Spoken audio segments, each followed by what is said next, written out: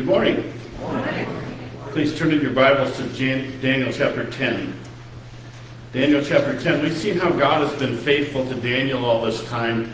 Sometimes we look at the story of Daniel and we think of Daniel as being the hero. But Daniel's not the hero of the story, the Lord is. And it reveals the character of God as we go through here. And as Daniel has been faithful to God, God has been faithful to keep him in the loop, keep him informed. When we look at Daniel's past, he started as a teenager, now he's probably a 90-year-old man. And God's been faithful all along. And that's the first 6 chapters. It's kind of the narrative of Daniel. And as we went through the last 6 chapters of Daniel, it shows the visions of Daniel that happened at various times in his life. This last vision starts in chapter 10, goes to 11 and chapter 12. It is the most profound prophecy in the Bible. And you may have heard things like there's 700 and some or 800 and some prophecies in the Bible. There are 135 prophecies in the chapter 11 alone. And all of them have been proven to be true over the years. They have past fulfillment. So much so that skeptics have really wanted to assault this particular chapter of the Bible. It's interesting because you can look at it from a lot of academic reasons. There was a library in Alexandria that they set up and they wanted the Bible translated into Greek to go into the Alexandrian library. They did the translation of around 240 BC. That's before, these guys say that the guy wrote it at 160 BC, so he wrote it after the fact. Well, it was translated before that, 60 years earlier. Also, we see that when the Dead Sea Scrolls were found, those predated 200 BC. And so Daniel's been proven to be reliable over and over again. But the one thing that, if you haven't, you can debate that in your mind a little bit, academically and all. But if you look at Matthew 24:15, I'm going to open there real quick, because it's kind of a parallel passage. Jesus said, "The day is coming when you will see what Daniel the prophet spoke about, the sacrilegious object that causes desecration standing in the holy place. Reader, pay attention. Then those in Judea must flee to the hills. A person out on the deck or a roof must not go down into the house to pack. A person out in the field must not return even to get a coat. How terrible it will be for a pregnant woman, for nursing mothers in those days. And pray that your flight will not be in the winter or on the Sabbath, for there will be greater anguish than at any time since the world began. And it will never be so great again. In fact, unless the time of calamity is shortened, not a single person will survive. But it will be shortened for the sake of God's chosen ones. Then if anyone tells you, look, here's the Messiah, or there he is, don't believe it. For false messiahs and false prophets will rise up and perform great signs and wonders as to deceive, if possible, even God's chosen ones. See, I warned you about this ahead of time. So if someone tells you, look, the Messiah is out in the desert, don't bother to go and look. Or look, he is hiding here. Don't believe it. For as lightning flashes in the east and shines to the west, so it will be when the Son of Man comes. Just as the gathering of the vultures shows there is a carcass nearby, so these signs indicate the end is near." So you can see Jesus Christ authenticating Daniel. So either Jesus was ignorant, he didn't know any better, or he's a deceiver, like he knew it was wrong and he used it anyway, which is not an option for any Christian. So we see that he's authenticating it, and we see the faithfulness involved here. Now, chapter 11, because it is so historical, I won't say I don't like it, but it's not my style to go through all these different kings and stuff. But I'll go over it briefly, kind of give you a general overview. This isn't a complete history of the times from Daniel all the way to Jesus the Messiah. It's the highlights. So when it concerns Israel, it's mentioned here, and everything that's said is accurate, but it's not complete. It'd be like if I was to give it in a sense I can understand more, it'd be like if I predicted the football outcomes of this year, but I only included games involving the Packers.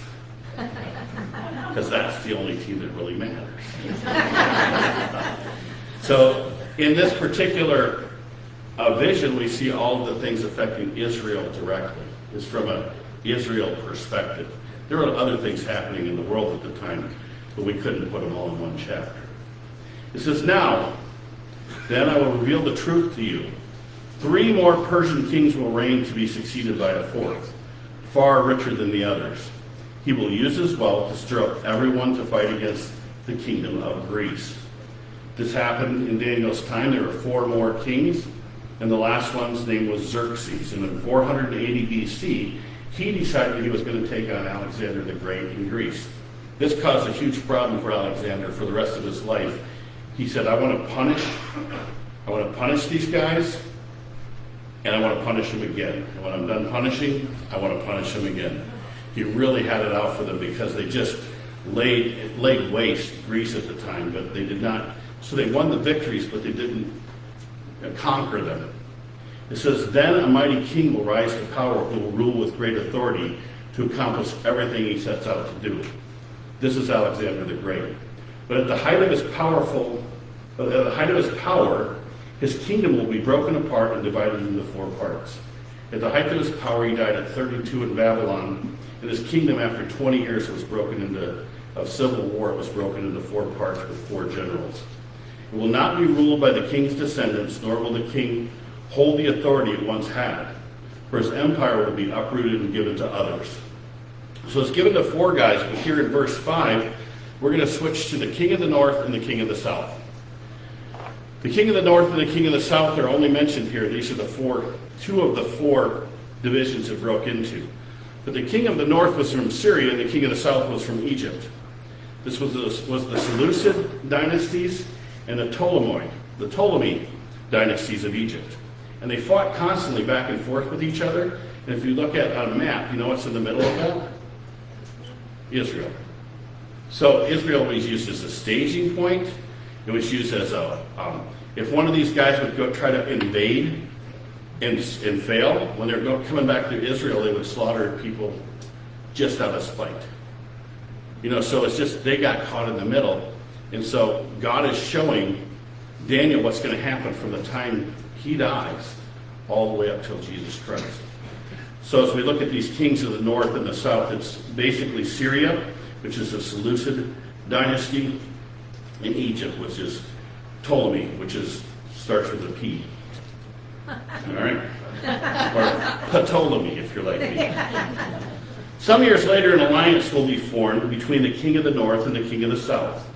The daughter of the king of the south will be given in marriage to the king of the north to secure the alliance, but she will lose her influence over him, and so will her father. She will be abandoned along with her supporters, but when one of her relatives becomes the king of the south, he will raise an army and enter the fortress of the king of the north and defeat him. When he returns to Egypt, he will carry back their idols with him, along with the priceless articles of gold and silver. For some years afterward, he will leave the king of the north alone. What we see here is the king of the south gives his daughter to the king of the north, and historically her name was Bernice. The king of the north was already married, so he had to divorce his wife. She didn't like that, so she poisoned Bernice. So he took his wife back, and she poisoned him. So it's like Dr. Phil, But this is actually in history, this actually happened, exactly like the Bible said. Later, the king of the north will invade, later on her brother comes and extracts revenge on the northern kingdoms. Later, the king of the north will invade the realm of the king of the south, but will soon return to his land. However, the sons of the king of the north will assemble a mighty army that will advance like a flood and carry the battle as far as the enemy's fortress. So we have Seleucus III and Antiochus III, which are sons of this guy. They go down and they basically take over all of Egypt. Then in a rage, the king of the south, which is Egypt, will rally against the vast forces assembled by the king of the north, and he will defeat them. After the enemy army is swept away, the king of the south will be filled with pride and will execute many thousands of his enemies, but his success will be short-lived. This is Ptolemy IV. He killed 40,000 Jews in one day after reestablishing his kingdom. A few years later, the king of the north will return with a fully equipped army far greater than before. At that time, there will be a general uprising against the king of the south. Violent men among your own people will join them in fulfillment of this vision, but they will not succeed. Then the king of the north will come and lay siege to a fortified city and capture it. The best troops of the south will not be able to stand in the face of the onslaught. The king of the north will march onward unopposed. None will be able to stop him. He will pause in the glorious land of Israel, intent on destroying it. He will make plans to come with the might of his entire kingdom and will form an alliance with the king of the south. He will then give a daughter in marriage in order to overthrow the kingdom from within, but his plan will fail. Again, another daughter is given in marriage. And this happened often with kingdoms where they would try to marry the two families together so that you really couldn't attack, or they would take it out on your relatives, which were married in. So you can see, and this person who was used as an object like this was Cleopatra, which again, it's historically perfect. The problem was he gave his daughter so that he could kind of overthrow their kingdom from within. But Cleopatra decided she liked the guy she was married to and joined sides with him. So it didn't work. After this, he'll return his attention to the coastlands and conquer many cities, but a commander from another land will put an end to his insolence and cause him to retreat in shame. He will take refuge in his own fortress, but will stumble and fall and be seen no more. His successor, which is his son, will send out a tax collector to maintain the royal splendor, but after a very brief reign, he will die, though not from anger or in battle. This is a situation where the Romans defeat this king, and they extract the Romans would defeat you, and then they would send you the bill for how much it cost to conquer you. So that's what they did. They sent this bill to them and said, you got to pay this in tribute. And so the guy tried to raise it, and they killed him. His son said, well, I'll raise the taxes, and they killed him too. I think someone should send these verses to the IRS. Just joking. Kind of. So the next to come to power will be a despicable man who is not in line for royal succession. He will slip in when least expected and take over the kingdom with flattery and intrigue. Before him, great armies will be swept away, including the covenant prince. With deceitful promises, he will make various alliances. He'll become strong despite having only a handful of followers. Without warning, he will enter the richest areas of the land. Then he will distribute among his followers the plunder of the wealth of the rich, something his predecessors had never done. He will plot the overthrow of the strongholds, but this will last only for a short while. Now we come to a man named Antiochus Epiphanes. He's a precursor to the Antichrist. And he comes with intrigue. He doesn't have any background in leadership, but all of a sudden, by intrigue, by oration, you could call it by propaganda, he rises to power. He also forms alliances with people who he later breaks. And it says that he will distribute the wealth. He will distribute the wealth among the people. And you have a perfect picture here. I don't know much about Antiochus Epiphanes, but I believe he was indwelled by the devil, just like the Antichrist will be. I do know about Adolf Hitler. I believe he was indwelled by the devil himself. And you can see how he went to power. Through propaganda, through intrigue, through alliances. Hitler went and joined hands with the church and had this cozy relationship with the church. He also had a cozy relationship with a group called the Brown Shirts. Later on, he turned on the Brown Shirts and made them scapegoats. He went into the churches and said, you don't need a Bible. You just put my personal manifesto up in the pulpit called Mein Kampf. So through intrigue, and then what does he want to do? Redistribute the wealth. So you can see that this playbook has been used over and over again throughout time. And this Antiochus Epiphanes, later on, just a few verses later, this is going to switch gears. And you're going to see how this is pointing to the Antichrist ahead. It says, then he will stir up his courage and raise a great army against the king of the south. The king of the south will go to battle with a mighty army, but to no avail. And there will be plots against him. His own household will cause his downfall. His army will be swept away, and many will be killed. Seeking nothing but each other's harms, these kings will plot against each other at the conference table, attempting to deceive each other, but will make no difference, for the end will come at the appointed time. So you see these guys sitting down at signing treaties they have no intention on fulfilling. We can't hardly imagine that. The king of the north will then return home with great riches. On the way, he will set himself against the people of the Holy Covenant, doing much more damage before continuing his journey. Verse 29. Then at the appointed time, he will once again invade the south. But this time the result will be different. For warships from the western coastlands will scare him off.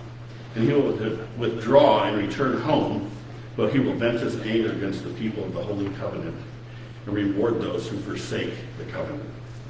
In history, what happened was these two generals fighting each other all the time destroyed both empires completely. And what happens is this guy from the north is invading the south.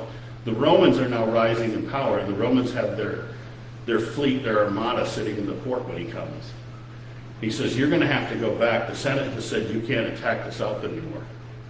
And the Antiochus Epiphanes says, well, I'll go back and I'll let you know tomorrow. And the Roman general put a circle around him in the sand and said, you'll make a decision before you leave the circle. He said, I guess I'll retreat. So he did, but he was so enraged that he stopped in Jerusalem, and that's when he went into the temple, erected a statue of Zeus, slaughtered pigs, made the priests drink them, actually had human sacrifices. So he just took out all of his anger and rage on the people of God. He said, then in verse 31, his army will take over the temple fortress, pollute the sanctuary, put a stop to the daily sacrifices, and set up the sacrilegious object that causes desecration.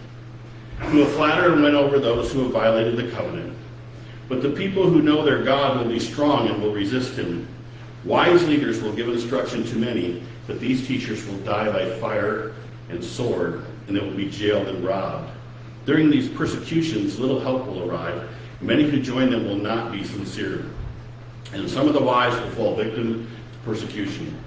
In this way, they will be refined and cleansed and made pure until the time of the end. For the appointed time is still to come. So this is basically where the history stops. He says, because of the last part of verse 35, it says the appointed time is still to come. And in verse 35 in the King James it says, yet for a time appointed. This is where it goes from history, from Daniel's time all the way up until Jesus.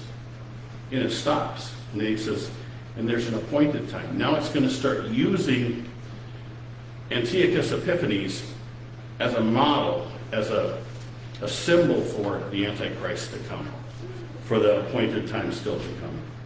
So in verse 36 it says, the king will do as he pleases, exalting and claiming to be greater than every god, even blaspheming the gods of gods.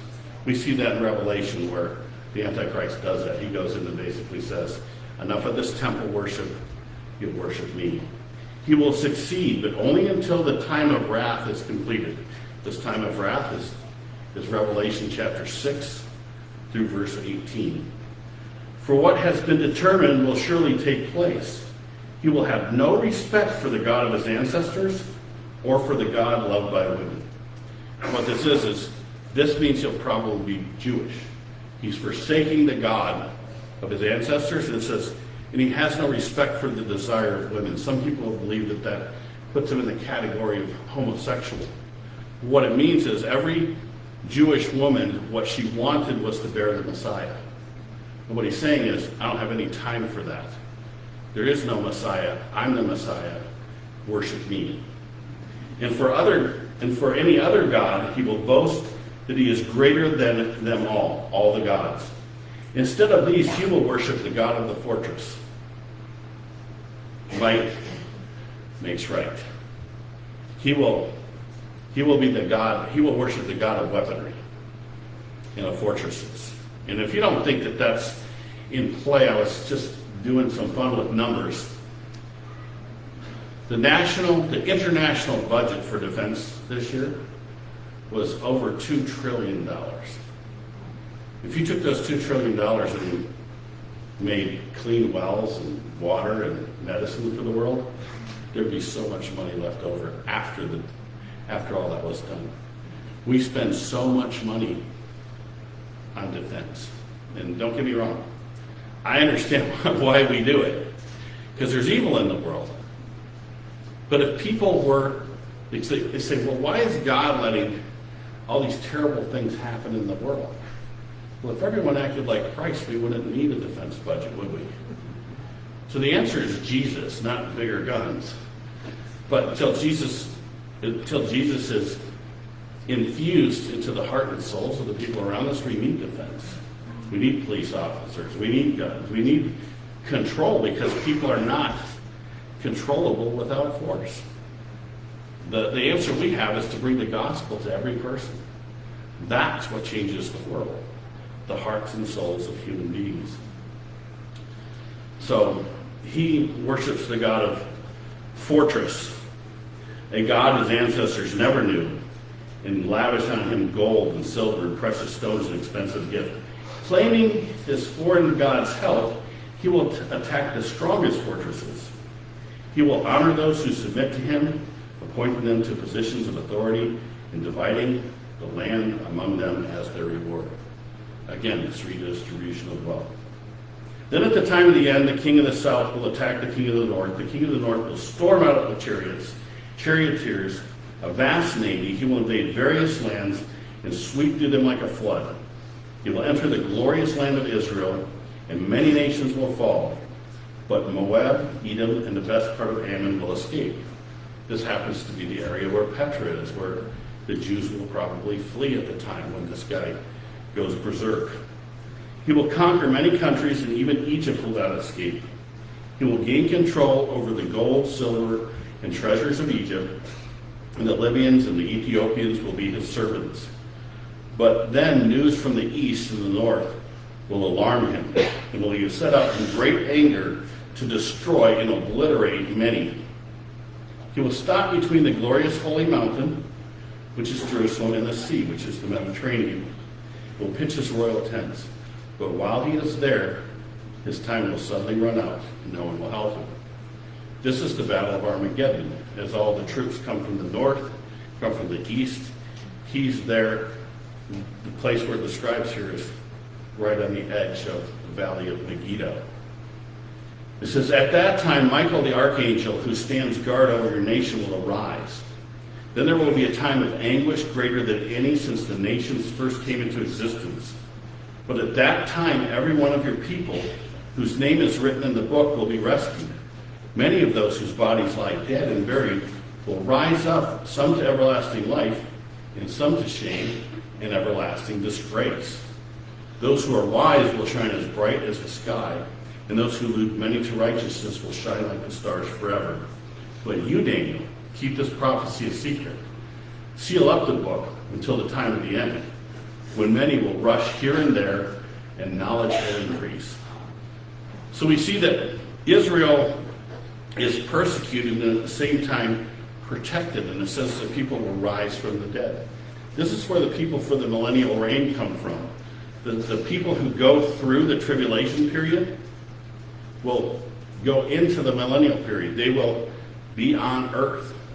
And some that were martyred will come back to life. This won't be us because we're raptured before this. We are not tribulation saints. We are saints of the church.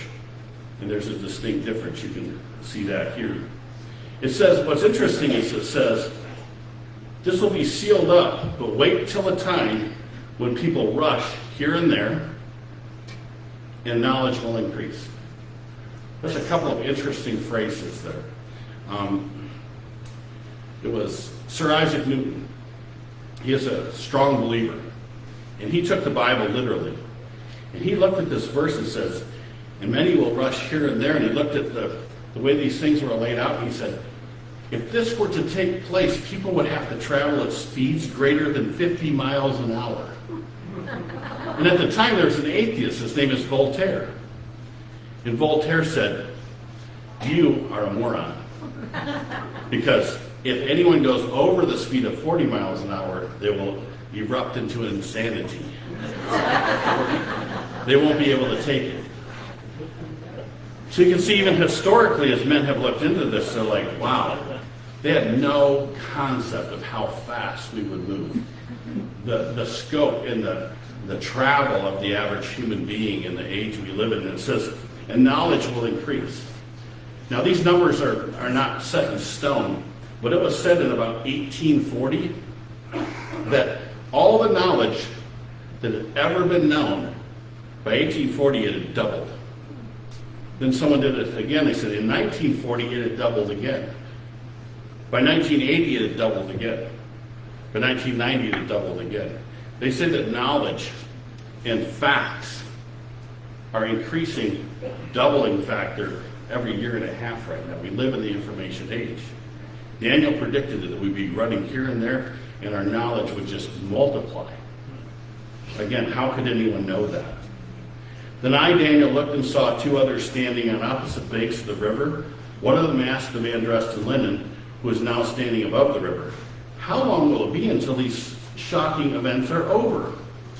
The man dressed in linen, who was standing above the river, raised both of his hands towards heaven and took a solemn oath by the one who lives forever, saying, it will go on for a time, times, and a half time.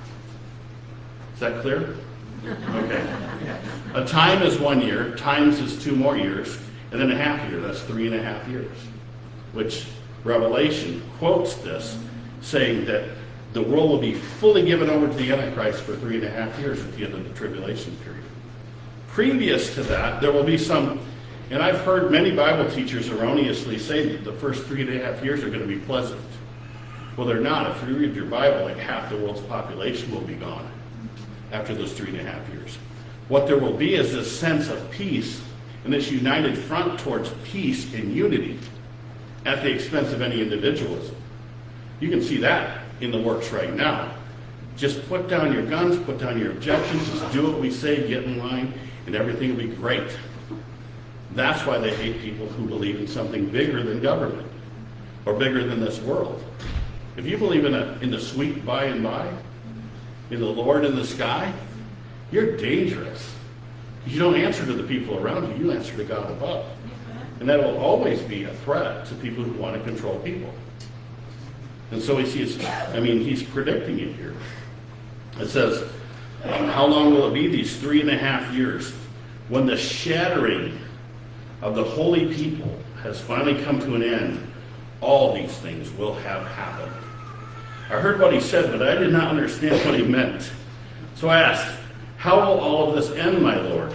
But he said, go now, Daniel, for what I've said is kept secret and sealed until the time of the end. This is about the third time he tells Daniel, you're not going to get it. You won't understand. This is sealed up. You know what he tells to John, the apostle, when he writes Revelation? Open this book.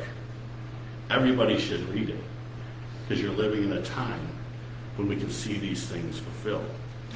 So back then you couldn't see it, but the closer you get to it, the clearer it is. And the more history that passes, the more we see that what God predicted is 100% accurate. I mean, if we can trust him for the past, we can trust him for the future. It said, but the wicked will continue in their wickedness, and none of them will understand. Only those who are wise will know what it means. From the time the daily sacrifice is stopped, and the sacrilegious object that causes desecration is set up to be worshipped, there will be 1,290 days. And blessed are those who wait and remain until the end of 1,335 days. This is 7 years, the tribulation period, divided into 2 parts, with 45 days added. You might say, what are those 45 days for? I'm glad you asked. I don't know. We do see that there are some verses in the Bible about the gathering of Israel from the nations, judgment before going to the millennium, judgment at the halfway mark. So this could be the case, but the Bible isn't clear on it. As you go, as for you, go your way until the end. You will rest, and then at the end of days you will rise again to receive the inheritance set aside for you. And what he's telling Daniel to be is, be faithful till the end. You're going to be okay. And I want you to know that that's the message that he has for each one of us. When we look at the meta-narrative of the Bible, the big picture, the big story of the Bible, Daniel is a place in there. But he's using his Jewish people. And there's this concept that they spent 490 years in captivity. For 490 years not obeying God, so God put them in 70 years of captivity. We saw that after the 70 years, they didn't have the stomach to go back and resettle Jerusalem. So Daniel was worried about his people, and he asked God, what's going to happen to my people? So he gives him their history all the way from Daniel's time all the way to Jesus. And we saw that in the prophecy before this vision, where there was this 70 weeks of Daniel. And he predicted 69 weeks would happen from the time that Xerxes said, you can go back, until Jesus went into Jerusalem. To the day. It was perfect. Now, when they rejected Christ, the time clock stopped.